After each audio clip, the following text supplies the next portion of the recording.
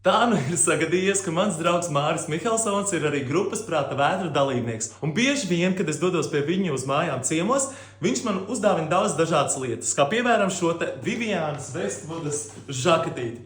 Kādā reizē viņš man uzdāvināja Prāta vētras plati ar visiem autogrāfiem. Un tā kā man ļoti patīk grupa Prāta vētra, tā man tāda īpaša dāvana, kuras daudz gadus loloju un kopu. Līdz es pārvācos. Es pārvācos ziemas mēnesī, bet tajā laikā es vēl nezināju to, ka plates nemīl augstumu. Augstumā tās kļūst ļoti trauslas.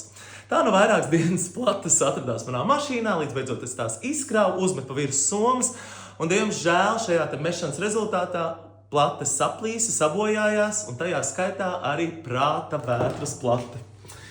No ļoti daudz platēm es atvadījos, taču no šīs plates es nevarēju atvadīties, jo es zinu, ka tajā mirklī, kad Māris nāks pie manis ciemos, viņš noteikti pamanīs, ka Prāta vētras plate ar visiem autogrāfiem ir pazudusi no manas plašu kolekcijas.